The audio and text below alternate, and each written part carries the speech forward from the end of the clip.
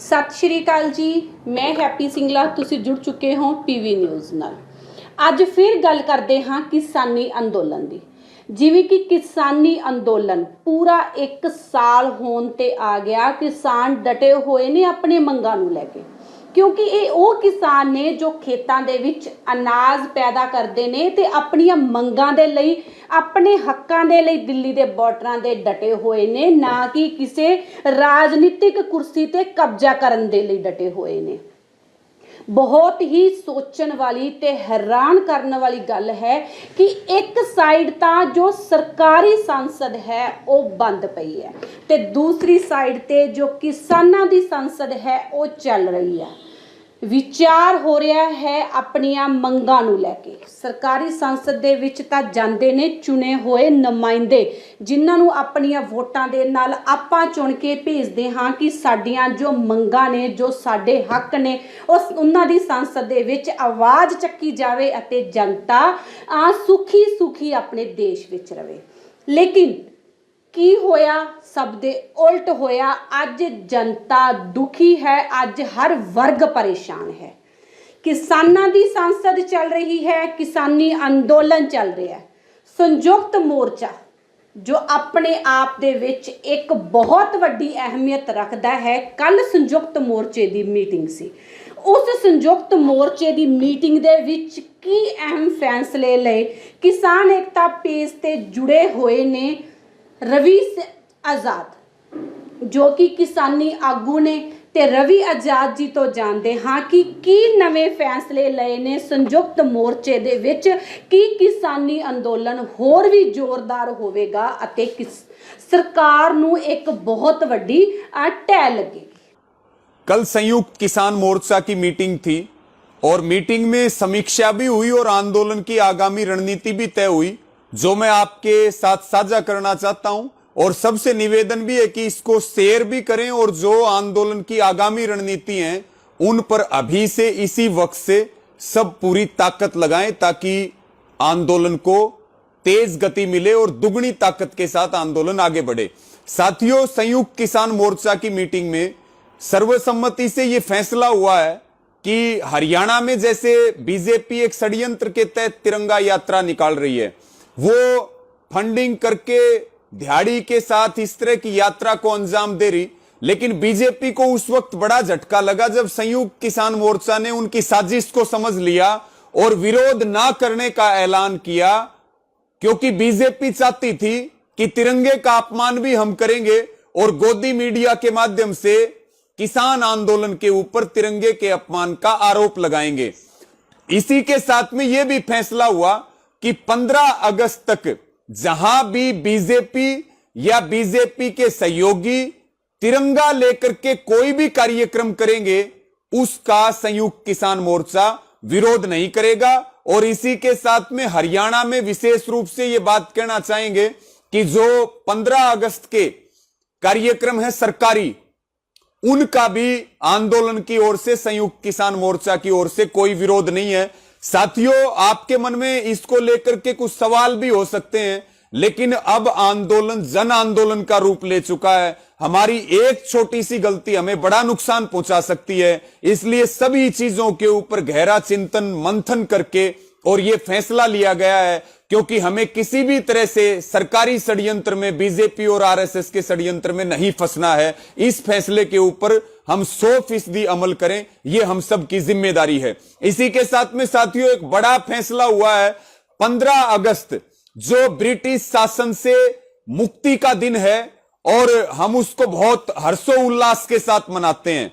और यह भी एक विषय है कि आजादी केवल अंग्रेजी शासन से मिली, लेकिन आज भी मजदूर, किसान वो आर्थिक रूप से भी गुलाम है।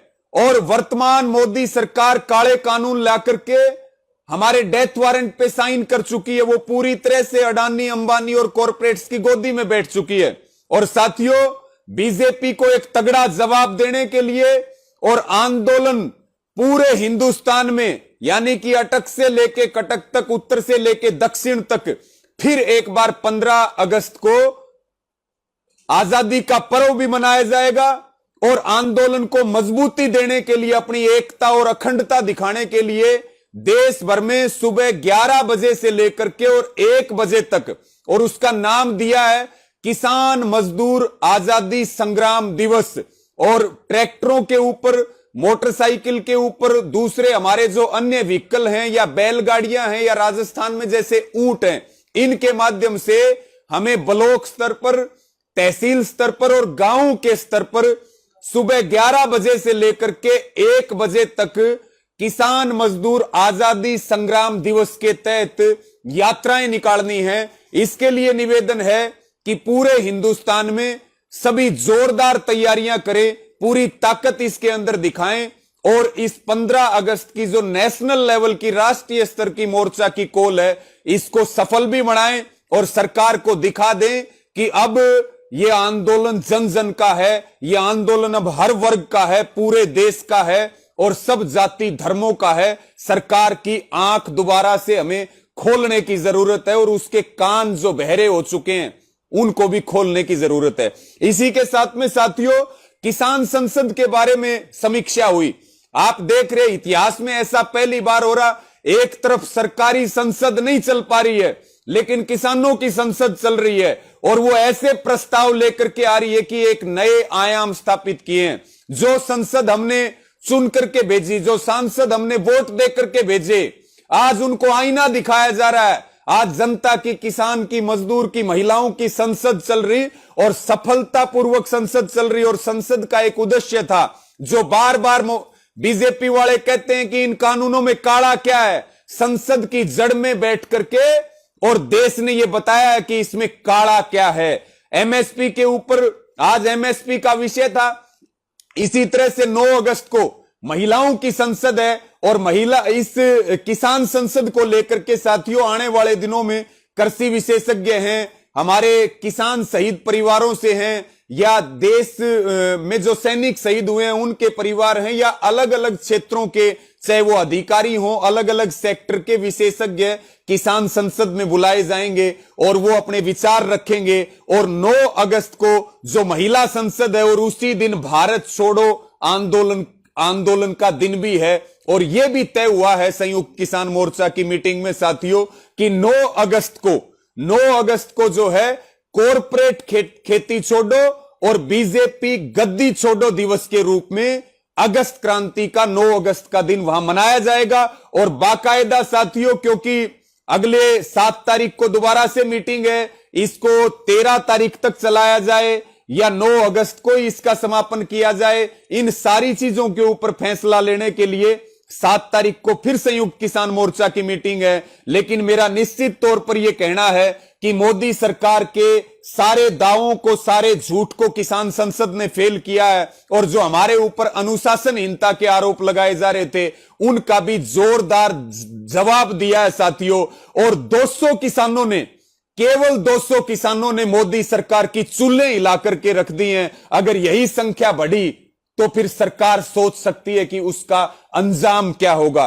तो साथियों, इसके ऊपर ये 9 अगस्त का जो दिन है, बाकायदा किसान संसद का समापन अविश्वास प्रस्ताव ला करके, क्योंकि अब इस सरकार में देश का विश्वास नहीं रहा, अविश्वास प्रस्ताव के साथ उसको पारित करके किसान संसद का समापन किया जाएगा। और अंत में साथियों 10 तारीख जो है, 10 अगस्त तीज का पर्व है जो हमारे लिए बहुत महत्वपूर्ण है और सभी हमारे आंदोलन के जो बॉर्डर्स हैं अलग अलग, उन पे तीज का पर्व मनाया जाएगा। मेरी सभी माताओं से, बहनों से, सबसे निवेदन है कि वो ज्यादा से ज्यादा 10 तारीख को तीज के पर्व पर बॉर्डर के ऊपर आए और जितनी हमारी माताएं बहनें किसान संसद में जाएंगी उनसे भी सबसे निवेदन है कि वो 9 तारीख की रात्रि को सब यहीं बॉर्डर पर रुकें और तीज के त्योहार को मना करके एक सद्भावना का संदेश दें। ये मुख्य फैसला हुआ। मेरा अंत में सबसे यही निवेदन है साथियों, हम जीत चुके हैं, केवल ऐलान बाकी है।